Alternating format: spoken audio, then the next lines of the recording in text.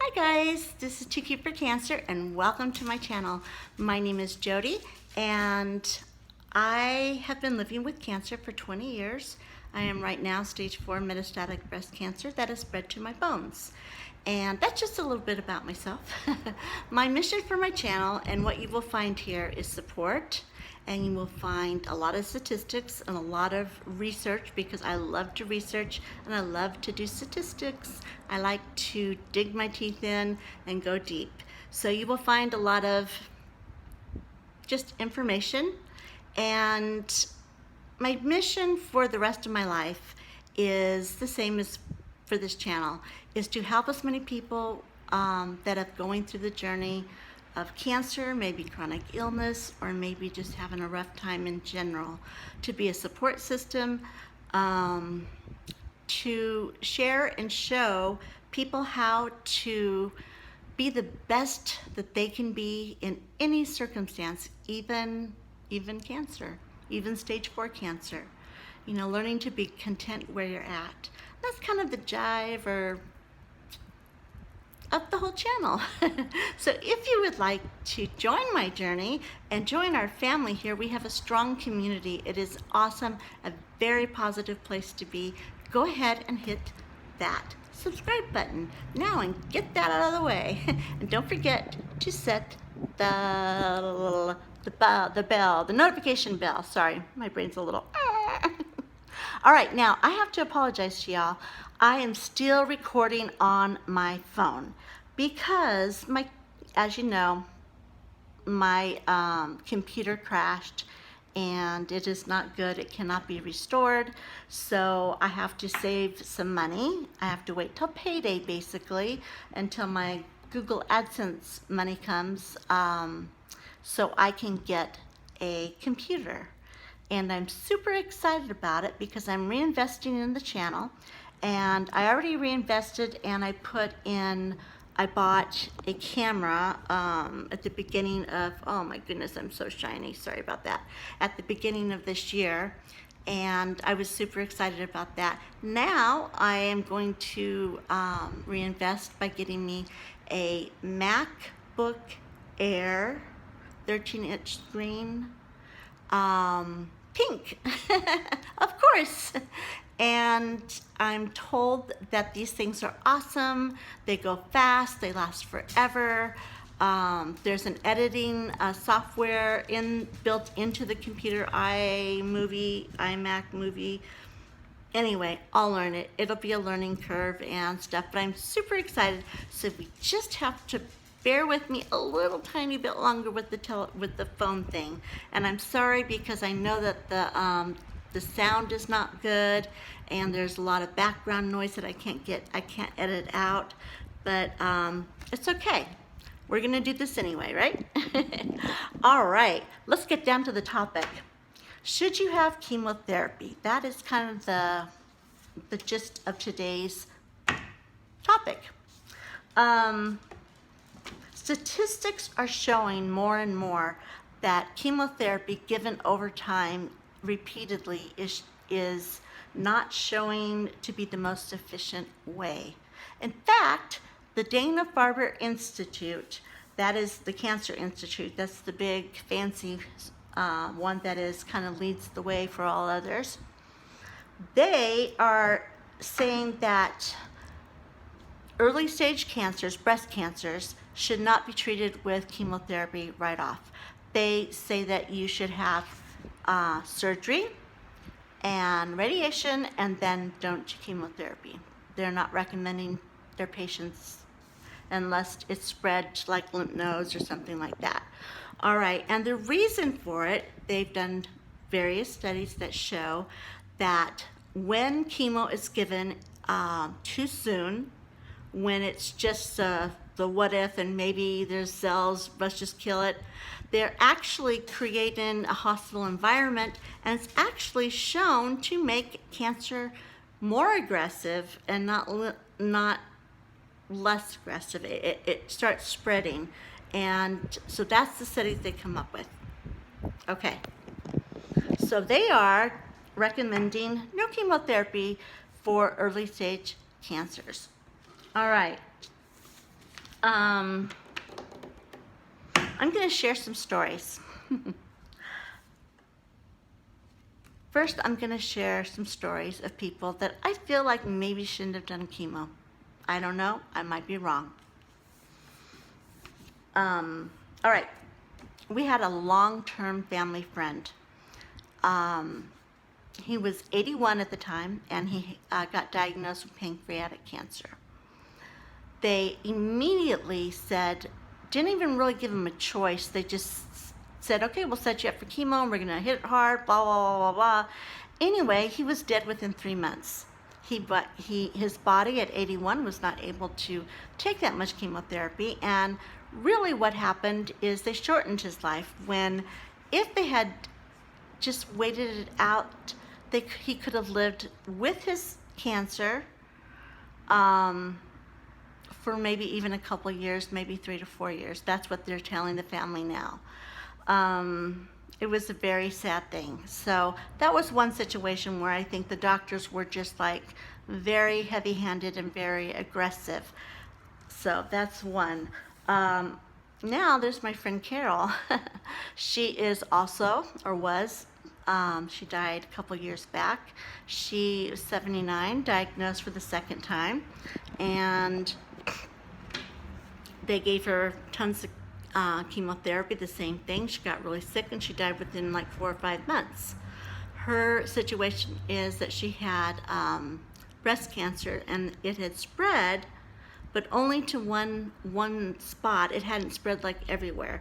So they wanted to hit hard. Well, she questioned, and she even told me, she's like, Jody, I just feel like at my age, I'm not so sure my body can take that much chemotherapy, and I'm just wondering if maybe we should maybe take a little lighter hand at this, this little lighter touch.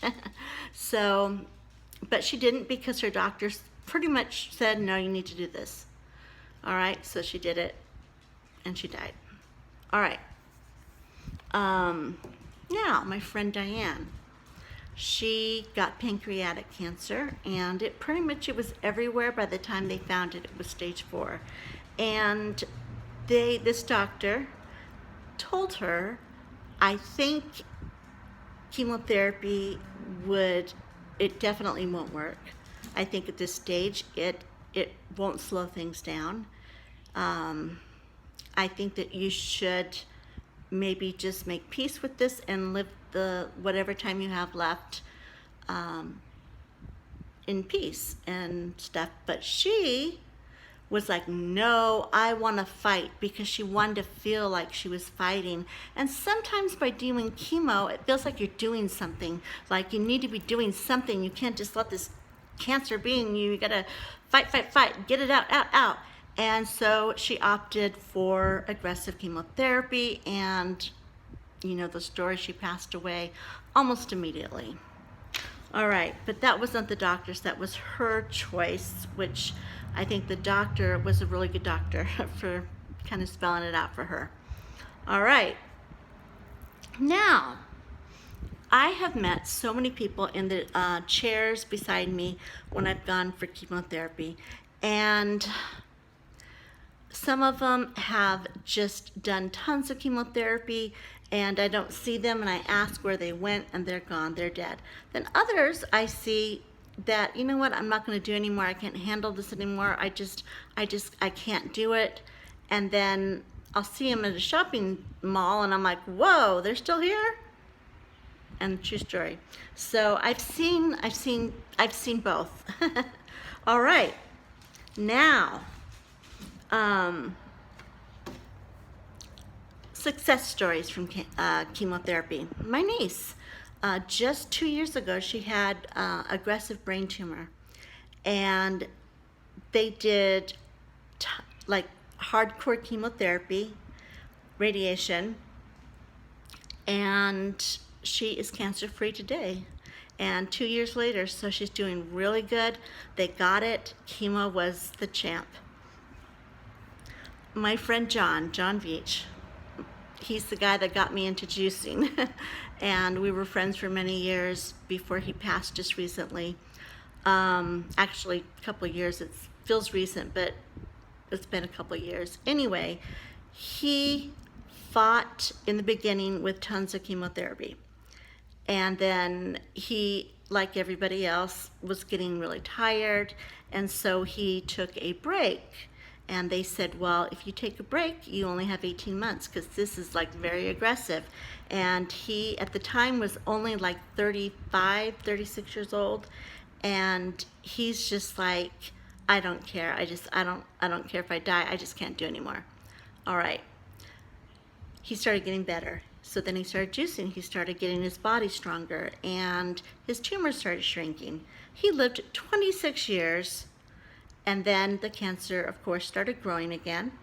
And he went back and he did treatment, but he unfortunately had a stroke from the treatment and passed away shortly thereafter. But because of chemo in the beginning, he had 26 years. So, all right, now, me. For those of you who don't know my story, I have done chemo.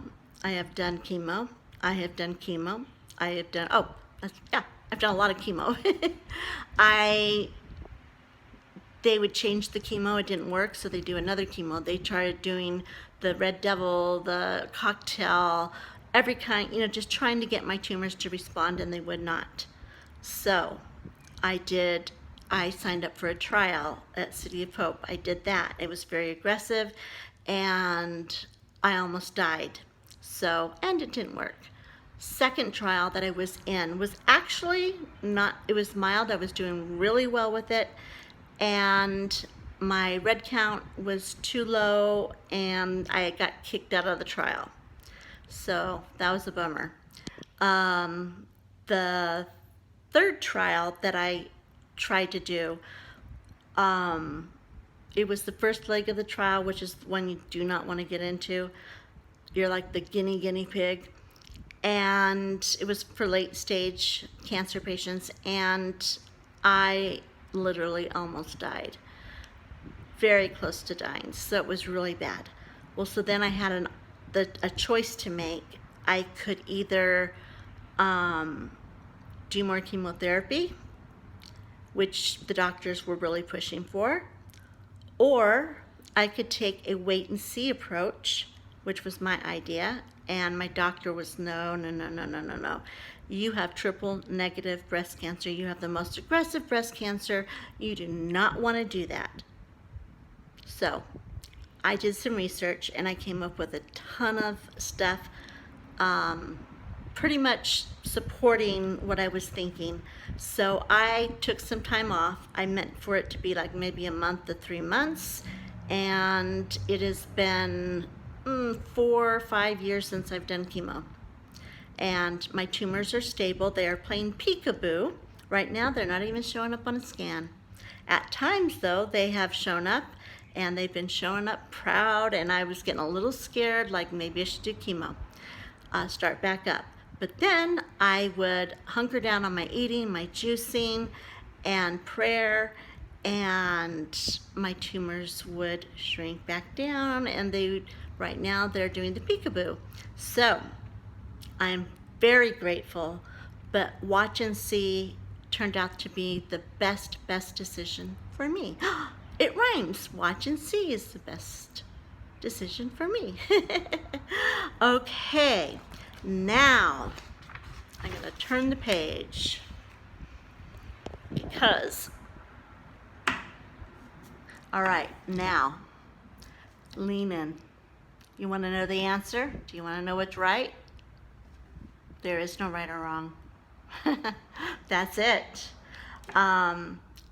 There's fact. I have known people personally that have survived pancreatic cancer, which is the worst of the worst, by doing a holistic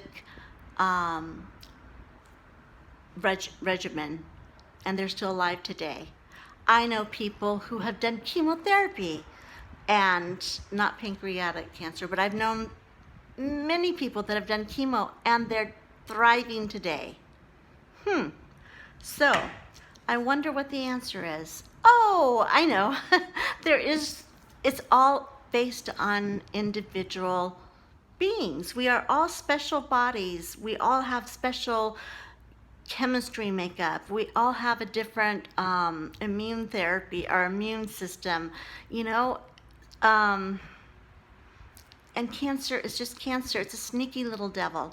You can do one thing, it'll figure out a way to beat that and go around and do something different. You know, I don't think there is any right way to do it, but I do have some tips that I think that we should follow, and I do not see people doing this. I see people doing this, but I still don't see doctors wanting to do this. And guess what? I am going to tell you. Do not blindly listen to your doctor. Don't just do everything he says. Actually, ask. Ask some questions. Ask other doctor questions. Do your research. Read some studies. Find out if there possibly could be another way. And if there is, think about it. Take it to your doctor and say, okay, I heard about this. I heard about that. What about this? And until you have that feeling, that gut feeling that this is what I need to be doing, don't do it. Just, your cancer, this is one thing that people think that, oh, I have to hurry, I gotta get in, because my cancer is gonna grow and it's gonna spread everywhere. Cancer is not gonna spread all through your body in a week or two, I promise you. Even rapid growing cancers take a little bit of time to get around. So you have time, you have a little bit of time to step back, take a beat, do your research, and then make a informed decision. And then know this, I talked to several different doctors, one doctor being in our family. He's actually a double board certified surgeon, but he was actually a teacher at Loma Linda University hospital or school where they teach doctors. He taught doctors how to be doctors.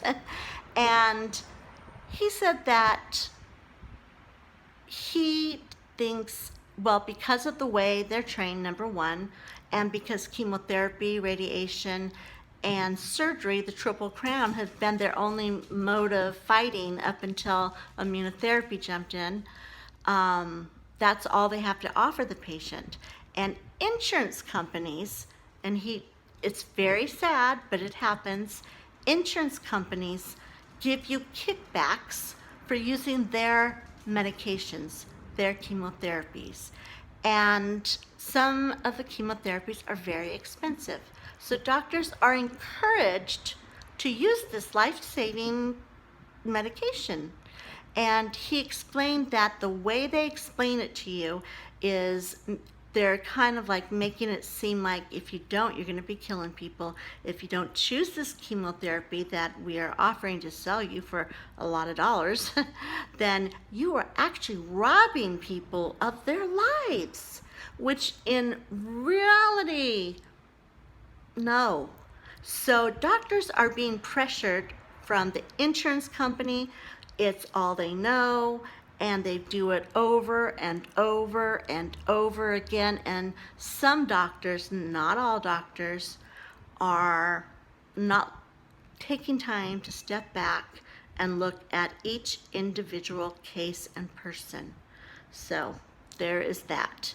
Now, I think that as long as we are informed, as long as we are asking questions, then, and trusting our gut, we are doing our best, then we pray for the stuff that we've gotten wrong and pray that God will show mercy on us and, maybe even heal us. All right, that was it for today, you guys. I just want you guys to think about it. Stop and think. I know a lot of you guys are going through chemotherapy right now, and in no way am I telling you not to do chemotherapy.